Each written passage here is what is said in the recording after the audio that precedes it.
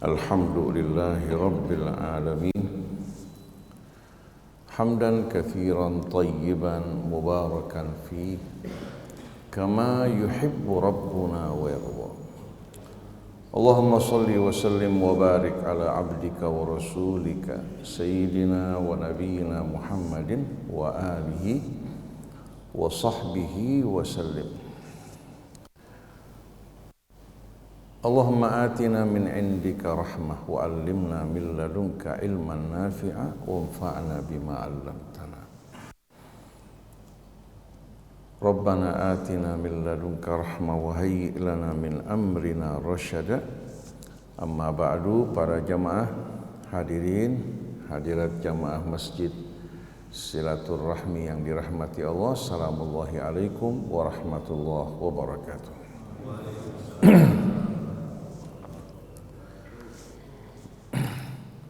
Para jamaah hadirin yang dimuliakan Allah, pada pagi hari ini tema kajian kita bagaimana adab seorang mukmin di tengah-tengah fitnah yang berkecamuk. Umat Islam menghadapi fitnah di sini dalam bahasa Arab berbeda dengan bahasa Indonesia. Dalam bahasa Indonesia, fitnah itu bisa diartikan kita menuduh seseorang dengan tuduhan-tuduhan yang tidak benar atau mengadu domba di antara sesama kita, dinamakan fitnah. Dalam bahasa Arab, kata yang tepat adalah namimah. Tapi kata fitnah ini dalam bahasa Arab bisa menunjukkan arti yang bermacam-macam.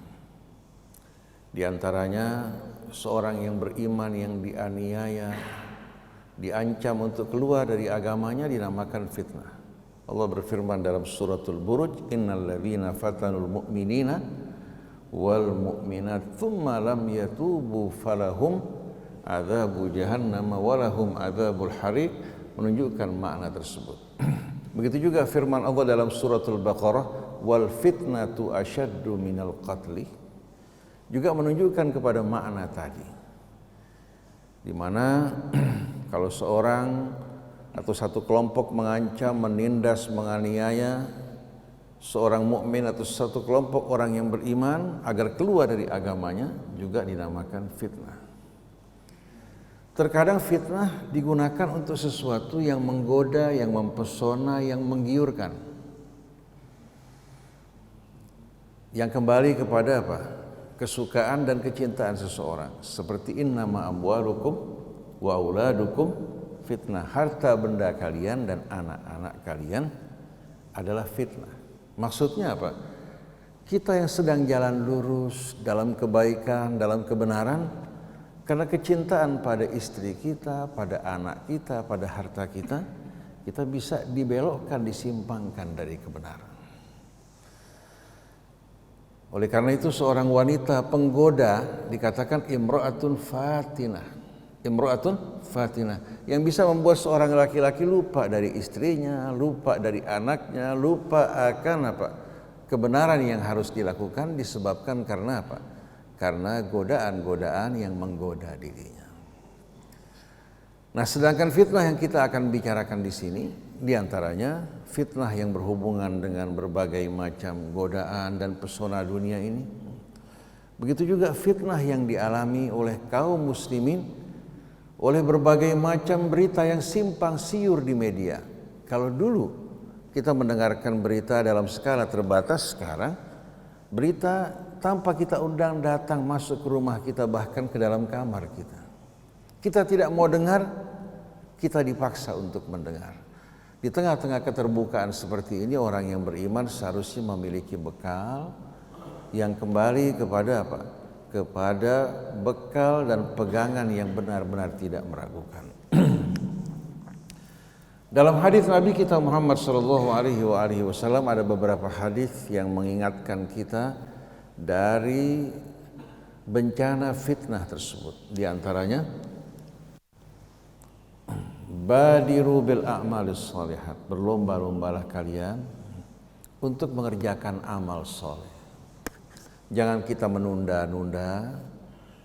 Begitu ada kesempatan kita untuk beramal, kerjakanlah amalan-amalan soleh. Karena waktu yang tidak terisi dengan amal soleh akan dipergunakan oleh syaitan untuk mengisi dan menyibukkannya dengan hal-hal yang bisa menimbulkan kerusakan hati kita dan juga kerusakan amal kita.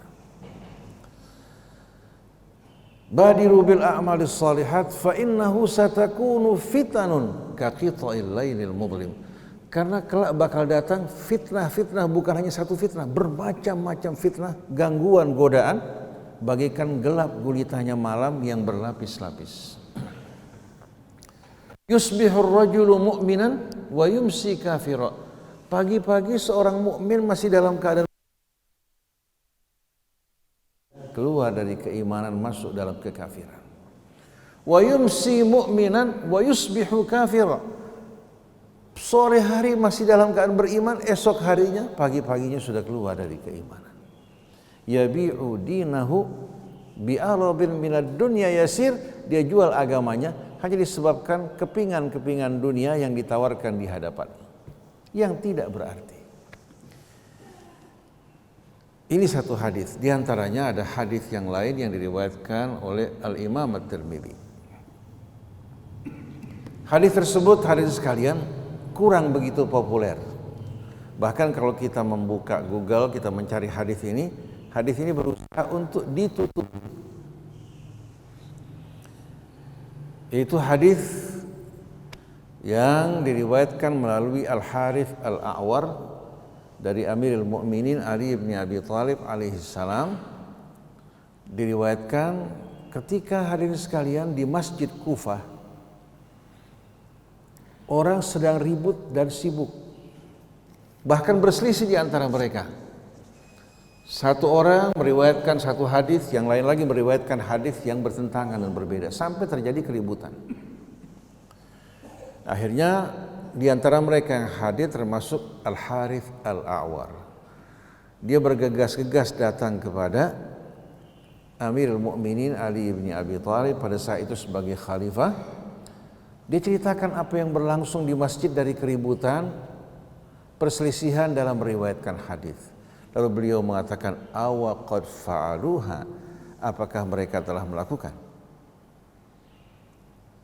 Fa inni sami'tu Rasulullah sallallahu alaihi wasallam yaqul satakunu fitan. Aku telah mendengar Rasulullah sallallahu alaihi wasallam bersabda, bakal datang nanti fitnah-fitnah yang bermacam-macam, ka qita'il lailil mudlim, bagaikan gelap gulitanya malam.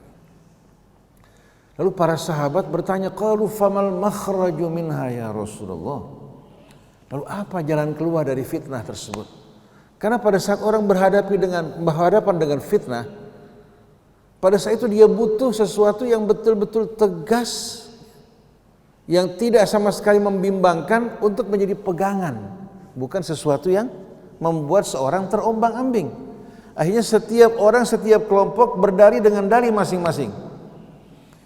Lalu Rasulullah menjawab, alaikum bi kitabillah. Hendaklah kalian semua kembali pada kitab Allah. Fihi naba'u man qablakum. Dalam Al-Quran terdapat berita kisah-kisah orang-orang sebelum kalian, kisah para nabinya bersama umat mereka, bagaimana mereka bangkit, bagaimana mereka hancur akibat orang yang menolak untuk mengikuti petunjuk Nabi dan kitab yang mereka. Wa khabaru ma ba'dakum, begitu juga kabar tentang apa yang akan datang setelah kalian nanti. Berbagai macam keterangan dari Allah Subhanahu wa taala, begitu pula peringatan-peringatannya dan juga sunnah-sunnah Allah Subhanahu wa taala yang Allah Subhanahu wa taala ceritakan pada kita, bahwa apa yang terjadi pada umat sebelum kita juga akan terjadi pada kalian kalau kalian mengulangi apa-apa yang mereka lakukan. Oleh karena itu Allah berseru dalam suratul Anfal, ya ayyuhalladzina amanu stajibu lillahi walir rasul idza da'akum lima yuhyikum wa'lamu annallaha yahulu bainal mar'i wa qalbihi wa annahu ilaihi tuhsyarun. Wahai orang yang beriman, bersungguh-sungguhlah kalian, berusahalah kalian untuk menyambut seruan siapa? Seruan Allah Subhanahu wa taala dikala mengajak kalian kepada apa yang akan menghidupkan kalian, yang akan membuat kalian hidup dalam keadaan mulia, terhormat, bermartabat. Wa'lamu annallaha yahulu bainal mar'i wa qalbih, ketahuilah sesungguhnya Allah kuasa untuk merintangi di antara seseorang dan hatinya. Apa maksud dari ayat ini? Yahulu bainal mar'i wa qalbih. Setiap orang punya cita-cita, punya keinginan, punya hasrat, punya angan-angan. Kebanyakan dari manusia di saat dia mengejar cita-cita angan-angannya lupa kepada Allah. Bahkan seringkali dia melanggar larangan Allah dengan alasan bahwa Allah Maha Pengampun lagi Maha Penyayang. Setelah dia sukses dalam ekonomi, dalam pendidikan, dalam apa, kemudian dia akan bertobat. Ini logika syaitan yang dibisikkan ke telinga para pejabat. Mereka-mereka juga yang mengutamakan dunia dari akhirat. Sekarang kamu kumpulkan dunia dulu, baru pada akhirnya kamu bertobat. Kamu bisa bersedekah, bisa berbuat kebaikan. Seperti seorang ustadz, ketika ditanya kenapa pendapat-pendapat kamu kok keluar dari kebenaran dan petunjuk Allah, padahal kamu tahu orang tua kamu orang yang soleh. Jawaban dia apa? Sekarang kita kumpulkan dunia dulu, besok kita tobat. Karena kalau kita ngomong tidak ada uang, orang tidak mau dengar kita. Coba lihat bagaimana orang-orang yang beruang, walaupun omongan mereka tidak bermakna, disambut, didengarkan. Bahkan bukan hanya orang awam, ulamanya juga manggut-manggut hadirin sekalian. Karena hati manusia condong kepada apa? Dunia. Maka dinamakan harta itu mal. Mal itu dalam bahasa Arab mala yamilu, miring dan condong. Harta membuat apa? Orang condong kepadanya hadirin sekalian. Kalau dua orang ditawarkan satu mal harta, satu kitab Allah, kira-kira berapa persen orang yang akan memilih kitab Allah? Anda lebih tahu semua dalam masalah ini hadirin sekalian. Jadi kita lihat bagaimana hadirin sekalian di hadapan fitnah dan cobaan ini, sedikit orang-orang yang bisa bertahan dan tabah. Oleh karena itu jalan satu-satunya hanya dengan kita hadirin sekalian mendekatkan diri kepada Allah, berlomba-lomba dalam kebajikan, mengisi waktu kita dengan hal-hal yang bermanfaat, terutama sekali dalam suasana berjamaah. Iman dan amal soleh tidak mungkin dapat dibentengi kecuali dengan watawasau bil haqqi watawasau bis sabri. Kita kumpul di tengah jamaah yang selalu saling mengingatkan satu dengan lain. Nah, kembali kepada hadis tadi, wa khabaru ma ba'dakum wa hukmu ma bainakum, dan dia hukum yang Allah turunkan untuk memutuskan di antara kalian pada apa-apa yang kalian perselisihkan. Sebagaimana Allah turunkan kitabnya kepada para nabi, liyahkuma bainan nasi fi makhtalafu fi, untuk memutuskan di antara mereka berkaitan dengan perselisihan yang berlangsung di antara mereka. Sebagaimana dalam surat Asy-Syura ayat 10, wa makhtalaftum fihi min syai'in fa hukmuhu ila Allah. Apa saja yang kalian perselisihkan dalam urusan apa aja, kembalikan hukumnya pada Allah. Fa in tanaza'tum fi syai'in farudduhu ila Allahi war rasul in kuntum tu'minuna billahi wal yaumil akhir. Dalam hal apa saja bila kalian berselisih, tarik menarik. Karena condong setiap kelompok akan berusaha untuk menarik kelompok yang lain kepadanya. Begitu juga untuk mengklaim bahwa kebenaran di tangan dia. Nah, kalau kalian sudah saling tarik menarik seperti ini, maka kembalikan perselisihan kalian kepada Allah dan Rasul-Nya. Itu akan lebih baik akibatnya, akan membawa kalian kepada kedamaian, kerukunan, kecintaan kalau kalian beriman kepada Allah dan hari akhir. Huwal faslu wa laisa bil hazal. Quran ini betul-betul merupakan hukum yang tegas, bukan main-main. Bukan merupakan guyon, tapi merupakan ayat-ayat bayinat yang datang dari sisi Allah yang berisikan ketegasan, di mana hari ini sekalian berbeda dengan pendapat manusia yang kebanyakannya dikeluarkan untuk membela kalau bukan kepentingan dia, kepentingan orang yang dicintai atau kelompok di mana dirinya bernaung. Setelah itu Rasulullah mengatakan, faman ibtaghal huda fi ghairihi adallahu Allah. Siapa yang mencari petunjuk di luar Al-Qur'an, Allah akan sesatkan dirinya.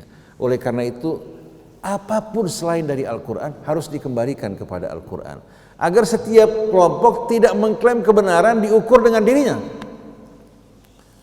Hadis ini cukup panjang. Satu waktu nanti insya Allah kita akan bacakan. Hadis ini sebetulnya mengajak kita semua, golongan apapun, kelompok apapun, untuk kembali pada kitab Allah. Tahu-tahu hadirin sekalian, karena hadis ini sebetulnya mengajak kita untuk kembali kepada dustur yang satu, ya, dan mengkritisi juga mereka-mereka yang lebih mengutamakan hadis dari Al-Quran.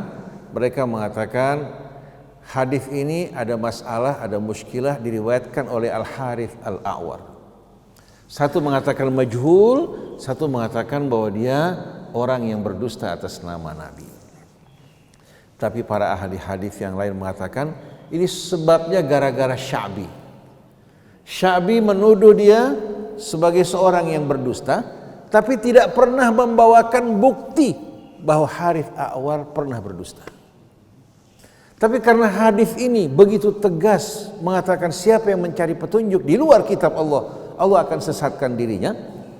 Akhirnya hadirin sekalian, beramai-ramai mereka mengucilkan hadis ini dengan tuduhan yang tidak benar. Kalau kita mau buka di Google hadirin sekalian, kita akan temukan yang muncul hadis-hadis yang lain, sedangkan hadis ini sulit untuk kita akses. Bahkan terkadang blognya hadirin sekalian tertutup. Nah, kalau kita kembali kepada hadis ini, diajak kembali pada kitab Allah, bagaimana kita menghadapi fitnah. Kalau kita membaca suratul Hujurat, satu surah saja dalam Al-Quran. Surah ini hari sekarang yang diturunkan Allah Subhanahu wa ta'ala membimbing kita bagaimana kita menghadapi fitnah.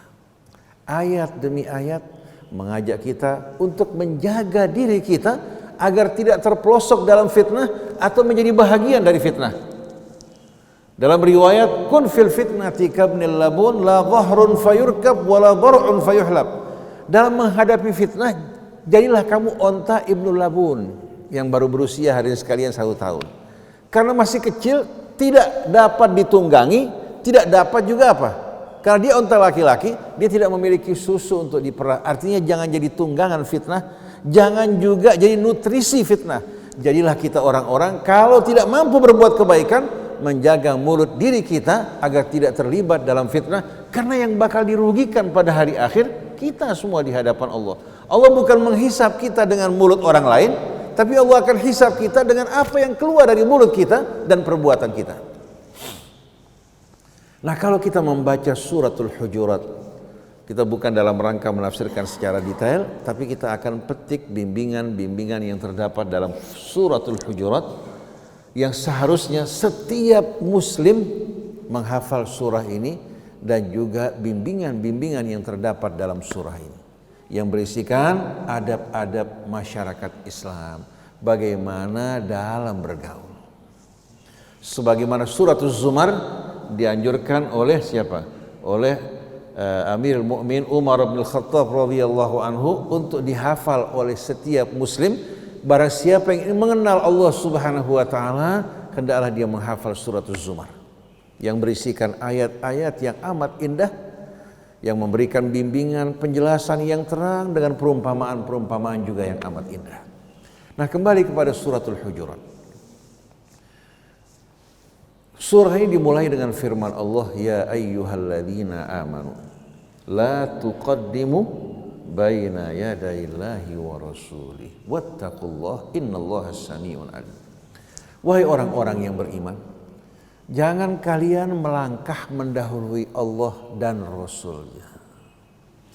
Jadi hendaknya sikap kita, ucapan kita, perbuatan kita ini, jangan sekali-kali kita melangkahi Allah, mendahului Allah maupun Rasulnya. Sebelum kita berbicara, sebelum kita berbuat, bersikap, kembali pada Allah, kembali pada Rasulnya, agar kita tidak melakukan sesuatu tanpa dasar kebenaran. Karena sikap perbuatan kita kelak akan ditanya oleh Allah Subhanahu wa taala. Bila sesuai dengan kitab Allah, timbangan kita akan apa? Akan penuh. Tidak sesuai dengan kitab Allah, apapun dalil kita, maka timbangan kita akan kosong melompong sebagaimana firman Allah, wal waznu yauma ibnil haq, dan timbangan pada hari tersebut adalah al-haq. Al-haq kembali kepada apa yang datang dari Allah. Yang datang dari manusia bisa benar, bisa salah. Tapi yang datang dari Allah, kebenaran yang pasti, yaitu Al-Quran.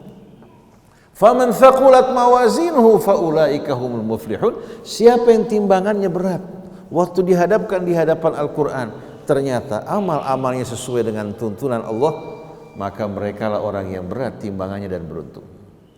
Wa man khaffat mawazinuhu faulaika alladzina khasiru anfusahum bima kanu biayatina yadhlimun. Tapi siapa yang timbangan amal mereka ringan, waktu ditimbang di hadapan kitab Allah yang merupakan buku ujian bagi kita semua, ternyata jawaban-jawaban yang kita jawab dari ucapan perbuatan kita tidak sesuai dengan kitab Allah, maka mereka adalah orang-orang yang merugi. Kenapa? Bima kanu biayatina yadhlimun, karena mereka dulu menzalimi diri mereka dengan meninggalkan ayat-ayat Allah Subhanahu wa taala. Jadi la tuqaddimu baina yadayillahi wa rasuli, jangan kalian mendahului Allah dan Rasulnya dalam segala hal. Kalau orang Jakarta bilang jangan nyelonjong. Jangan nyelonjong. Kalian hamba Allah yang sedang menjalani tugas, maka hendaklah apa-apa yang kalian lakukan, kalian tanyakan terlebih dahulu pada kitab Allah. Kalau kita dikembalikan pada kitab Allah, apalagi dengan terjemahan yang mudah, pada saat ini orang bisa hadirin sekalian memahami sebahagian besar Al-Quran secara mujmal, secara global. Yang dia tidak tahu, tanya pada ahlinya. Tapi kalau dia berleha-leha menolak untuk kembali pada kitab Allah, apalagi menghabiskan umurnya, kita di pesantren-pesantren dulu lebih banyak menghabiskan umur kita dalam buku fikih yang kembali kepada qala fulan daripada kitab Allah Subhanahu wa taala.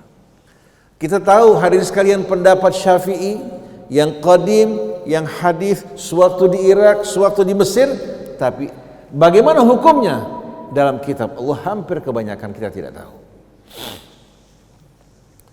Bukan berarti kita tidak menghormati Imam Syafi'i, karena Imam Syafi'i sendiri mengajak kita untuk mempelajari kitab Allah. Beliau memberikan pendapat-pendapatnya dipetik dari kitab Allah dan sunnah Nabi-Nya Muhammad sallallahu alaihi wasallam. La tuqaddimu baina yadayillahi wa rasulih wattaqullaha innallaha sami'un alim. Bertakwalah kalian pada Allah, sesungguhnya Allah Maha mendengar lagi Maha mengetahui. Setelah itu Allah Subhanahu wa taala ajarkan kita beradab di hadapan Rasulnya. Ya ayyuhalladzina amanu la tarfa'u aswatakum fawqa sautin nabi. Wahai orang yang beriman, jangan angkat suara kalian lebih tinggi dari suara Nabi. Kalau dulu pada masa Nabi, sahabat dididik untuk betul-betul merendahkan suara mereka di hadapan Nabi yang merupakan pemimpin mereka. Saat ini walaupun Nabi tidak hadir di hadapan kita, jangan suara kita, pendapat kita, pikiran kita lebih daripada apa? Dari apa yang dibawa oleh Nabi kita Muhammad sallallahu alaihi wasallam. Kalau kita beradab di hadapan beliau, menghormati apa yang beliau bawa, contoh-contoh sunnah dalam kehidupan beliau yang indah, niscaya kita akan berjalan sebagaimana jalan yang ditempuh oleh sahabat-sahabat Nabi kita Muhammad sallallahu alaihi wasallam. Kemudian juga Allah ingatkan kita untuk tidak meninggikan suara kita, wala tajharu lahu bil qauli kajahri ba'dikum li ba'din an tahbata a'malukum wa antum la tash'urun. Sahabat dahulu kala di saat berbicara kepada Nabi, orang-orang Badui yang kurang pendidikan kalau bicara dengan suara yang keras, sesuai dengan kebiasaan mereka hidup di tengah-tengah padang pasir. Hadirin sekalian, Allah menegur mereka agar mereka memiliki rasa hormat terhadap Nabi mereka. Bagaimana orang akan mengikuti Nabi kalau tidak memiliki rasa hormat di hadapannya? Sampai memanggil Nabi dengan namanya diharamkan.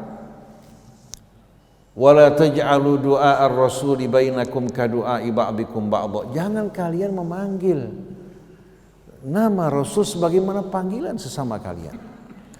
memanggil namanya atau memberikan julukan seperti julukan kita Abu Muhammad atau Abul Qasim tidak dibolehkan, tapi memanggilnya ya Rasulullah, ya Nabi Allah. Dan subhanallah, tidak pernah dalam Al-Quran Allah memanggil nabinya ya Muhammad. Pernah enggak? Tapi ya ayyuhan nabi, ya ayyuhar rasul, ya ayyuhal muzammil, ya ayyuhal muddathir, tapi panggilan ya Muhammad tidak pernah terdengar. Sedangkan para nabi yang lain masih ya Musa, ya Isa bin Maryam. Tapi untuk nabi kita Muhammad sallallahu alaihi wasallam Allah berikan panggilan sesuai dengan misi dan perannya. Sekali waktu kita dengar satu ceramah dari seorang profesor.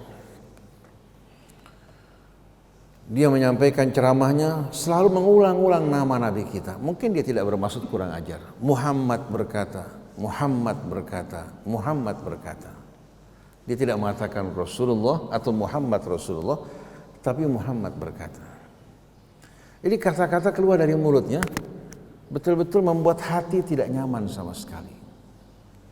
Satu kali ketika dia sedang akan mulai ceramah, yang mengantarkan acara mengatakan yang akan mengisi narasi pada hari ini Doktor Fulan dan Fulan. Maaf, Profesor Doktor.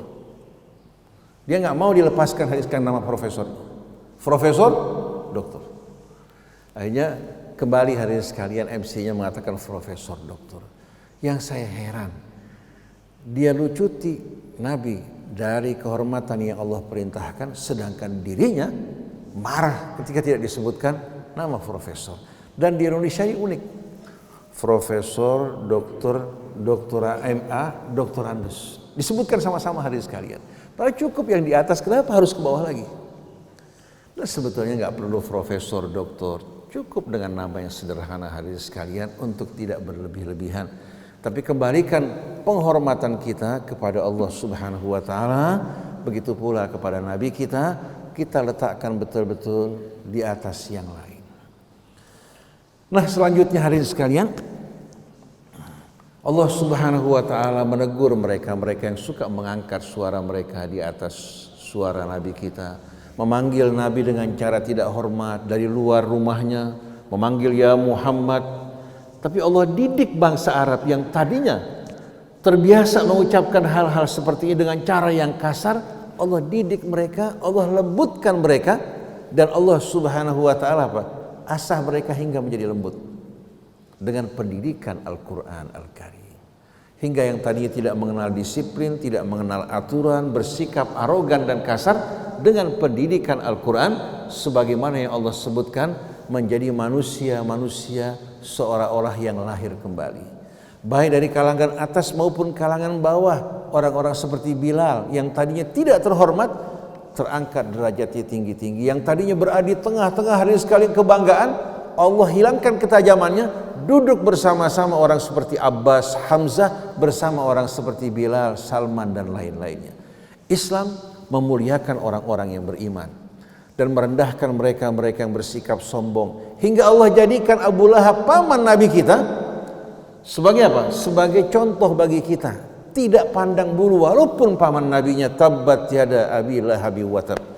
Tapi orang-orang yang dimuliakan Allah Subhanahu wa taala walaupun dari kalangan mereka yang rendah, dengan latar belakang yang buruk, dengan iman dan kecintaan mereka pada Rasul, Allah Subhanahu wa taala mengangkat martabat mereka. Hingga Salman yang berasal dari Persia, ketika diperebutkan oleh kaum Muhajirin bahwa Salman dari mereka, kaum Ansar mengatakan tidak, Salman dari kami. Tahu Rasulullah mengatakan Salman minna ahlil bait, Salman dari kami keluarga Rasulnya. Bukan karena nasabnya, karena imannya. Keimanannya, kecintaan pada Rasul memasukkan dia dalam keluarga Rasulnya. Sedangkan yang senasab dengan nabinya, karena berbeda, Allah Subhanahu wa taala lontarkan mereka ke dalam tempat yang rendah. Dari sisi nasab, Abu Jahal memiliki hubungan nasab dengan Rasul karena sama-sama bangsa Quraisy. Begitu juga Umayyah bin Khalaf, Al-Walid ibn Mughirah, tapi mereka semua dilontarkan dan dicampakkan jauh. Yang beriman, yang cinta pada Allah dan Rasulnya, mereka disatukan bersama-sama. Setelah Islam jaya, apakah Rasul mendekatkan orang-orang yang kaya, yang berkedudukan? Apa mendekatkan sahabat-sahabat yang mulia ini? tidak berubah. Mereka yang berjuang bersama Rasul dari bawah, sewaktu di atas mereka mendapatkan kedudukan yang mulia. Hingga ketika Ammar bin Yasir dalam riwayat atau riwayat yang lain hadirin sekalian, Bilal dicemoohkan, diremehkan, Nabi marah yang luar biasa. Nah, kalau kita nih kadang-kadang berjuang dari bawah, waktu sampai di atas meraih kemenangan, yang didekatkan kalangan-kalangan konglomerat, kalangan-kalangan yang bisa membawa manfaat bagi penguasa, yang berjuang di bawah dilupakan. Padahal mereka yang punya ketulusan memberikan dukungan dan bantuan. Nah, selanjutnya hadirin sekalian, bimbingan yang Allah berikan melalui surah ini agar kita tidak tergesa-gesa menerima berita dan menyebarkannya. Allah berfirman, ya ayyuhalladzina amanu in ja'akum fasiqun binaba'in fatabayyanu an tusibu qauman bijahalatin fatusbihu ala ma fa'altum nadimin. Wahai orang yang beriman, ini panggilan khusus untuk orang yang beriman, dan apa yang Allah perintahkan merupakan kriteria bimbingan yang seharusnya dimiliki orang yang beriman. Kalau kalian mendengar berita dari seorang fasik, jangan langsung kalian terima. Tapi fatabayyanu, minta bayyinah, bukti dari orang yang membawa berita. Agar kalian tidak memvonis satu kaum tanpa dasar kebenaran, kemudian kalian menyesal di kemudian hari. Jadi kalau orang datang membawa berita, dia tidak mampu membawa bukti, di samping kita tolak beritanya, maka dia menempatkan dirinya sebagai seorang fasik. Sebagai seorang bukan kita minta dari yang difitnah. Jadi kalau seandainya seorang difitnah berzina, maka yang wajib membawa bukti bukannya dituduh, bukan tanya betul kamu berzina. Yang disuruh membawa bukti siapa? Yang melontarkan tuduhan berzina. Kalau dia tidak mampu membawa bukti sebanyak 4 orang yang adil, maka dia yang dikenakan cambukan sebanyak berapa? Sebanyak berapa kali? 80 kali cambukan. Dan mulai saat itu kesaksiannya tidak akan diterima untuk selama-lamanya, kecuali kalau dia bertobat. Kalau dia bawa 3 saksi yang dihukum, dia yang menuduh dan 3 saksi tadi. Dia harus membawa 4 orang saksi yang menyaksikan langsung perbuatan tersebut. Kalau 3-nya jujur, yang 1 tidak jujur, yang dihukum 4 saksi tadi dikenakan cambukan masing-masing 80 kali, termasuk yang memfitnah. Bayangkan, tujuannya untuk menjaga kehormatan orang yang beriman. Kalau betul-betul dia berdosa, selagi tidak ada bukti, kembalikan kepada Allah Subhanahu wa ta'ala. Nah, sekarang dengan mudah kita mendengar berita tanpa kita saring, kita periksa, kita meminta buktinya, kita sebarkan, akhirnya apa? Menyebabkan kecurigaan, kebencian, permusuhan berkecamuk di antara kita. Jadi fatabayyanu ay fatlubul bayyinata minhu, minta bukti daripadanya. Tahu nggak para jamaah sekalian, kasus ini pernah terjadi pada masa Nabi kita Muhammad SAW. Pada seorang sahabat ini, Rasulullah SAW mengutus seorang sahabat beliau untuk mengambil zakat dari satu kaum. Kebetulan antara orang ini dan kaum tersebut ada permusuhan. Jadi dia pura-pura pergi, setelah itu dia kembali pada Rasulullah mengatakan, ya Rasulullah, mereka menolak untuk menyerahkan zakat mereka. Rasul begitu mendengarkan kabar ini tidak langsung mengirimkan pasukan, tapi dia perintahkan Khalid bin Walid bersama sahabat-sahabatnya untuk berkemah di luar perkampungan mereka. Berkemah di malam hari. Mau mendengar apakah ada suara dan kumandang adzan. Ternyata adzan masih dikumandangkan, begitu pula pada saat subuh. Setelah mereka mendengarkan adzan, Khalid bin Walid mengirimkan utusan ke kaum tersebut. Begitu datang disambut oleh mereka dengan baik. Mereka mengatakan, kami telah kumpulkan, siapkan zakat kami.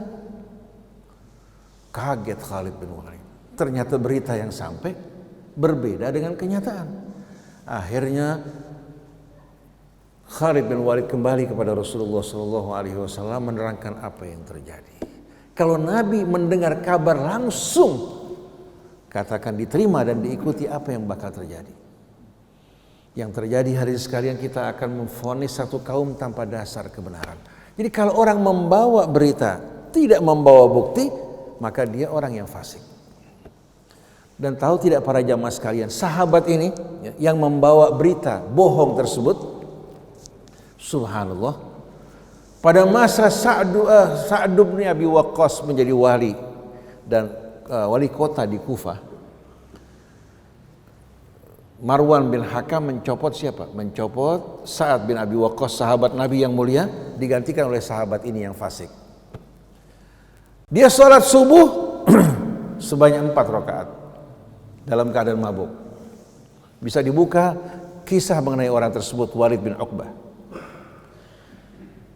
Begitu kelar sholat, jamaah ribut.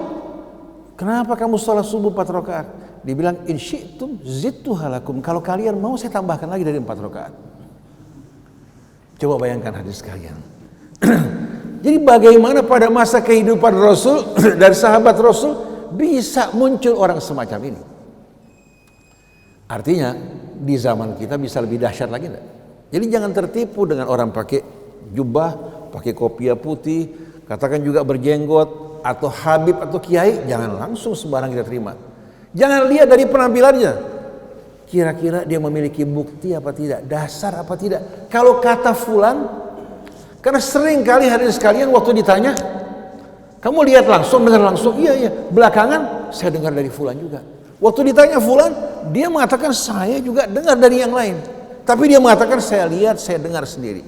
Karena apa? Karena orang begitu terpojok, dia akan membela kebohongannya dengan kebohongan yang lain. Nah kalau seperti ini keadaan umat Islam, dibiarkan kecurigaan berkecamuk di antara kita, apa jadinya? Sekarang kita tuduh orang lain, besok bagaimana kalau kita yang dituduh?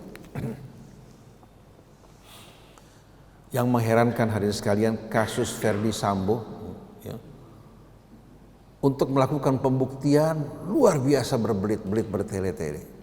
Bahkan ketika diminta di DPR untuk membuka kasus tersebut, menjelaskan motifnya, mereka mengatakan kami tidak akan membuka motifnya. Tapi kalau rakyat biasa yang berbuat salah, bahkan tuduhannya masih belum jelas apa, ciduk dulu. Betul nggak hadirin sekalian?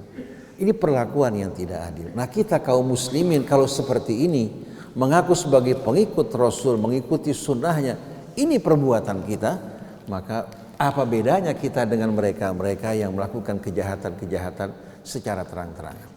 Dan saya saksikan para jamaah sekalian ya, kebohongan bukan hanya berkecamuk di kalangan kepolisian, bukan hanya di kalangan masyarakat awam, kebohongan juga beredar menyebar di kalangan para ustadz dan ulama. Oleh karena itu, jangan karena dari ustadz, dari kiai, dari habib kita katakan benar, periksa terlebih dahulu. Jangan sampai kita menjadi mainan yang dipermainkan, akhirnya merugikan kita semuanya. Yang bertakwa ciri-cirinya jelas, yang beriman juga jelas. Kemudian berita yang harus diterima dan tidak diterima, Allah sudah terangkan bagi kita semua. Jadi fatabayyanu an tusibu qauman bi jahalatin fatusbihu ala ma fa'altum nadimin. Wa'lamu anna fikum Rasulullah. Ketahuilah di tengah-tengah kalian masih ada Rasulullah. Bagaimana sekarang? Lau yuti'ukum fi katsirin minal amri la anittum. Kalau Rasul ikuti kalian pada semua urusan, niscaya kalian akan binasa. Niscaya kalian akan binasa. Walakinnallaha habbaba ilaikumul imana wa zayyanahu fi qulubikum. Tapi Allah Subhanahu wa taala dengan rahmatnya membuat kalian mencintai keimanan, menghiasinya di hati kalian, melihat hal-hal yang baik hati kalian tertarik. Wa karraha ilaikumul kufra wal fusuqa wal isyan, dan Allah membuat kalian benci, jijik terhadap perbuatan kafir dan perbuatan-perbuatan maksiat. Ulaika humur rasyidun, orang-orang seperti ini mereka orang-orang yang berada dalam bimbingan dan petunjuk.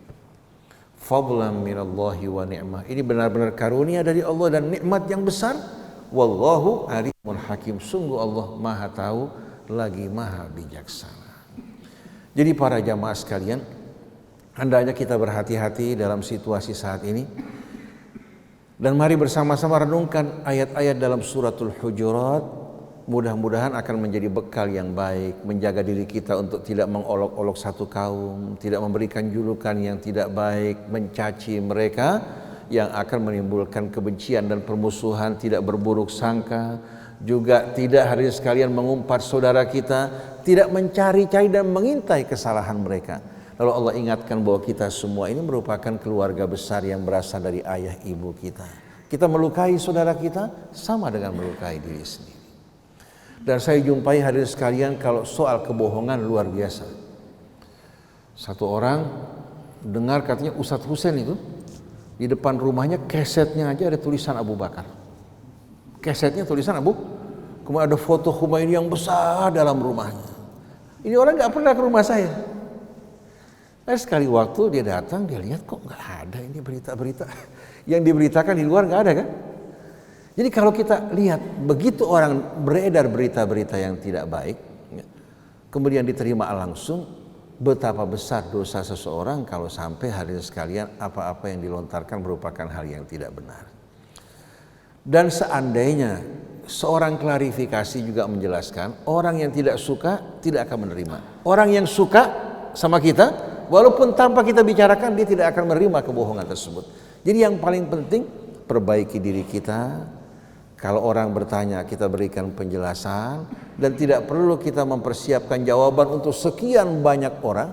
Karena orang yang tidak suka sama kita, walaupun kita berikan bukti-bukti yang banyak, mereka tidak akan percaya. Tapi yang suka, walaupun kita hadirin sekalian tidak menjelaskan, mereka akan berpikir. Bahkan terkadang kalau suka berlebihan, yang salah pun dibenarkan hadirin sekalian. Yang salah dibenarkan. Kalau seorang sudah jatuh cinta, biar sesuatu buruk pada wajah seseorang, dia akan mengatakan itu justru merupakan hal yang menambah keindahan dia.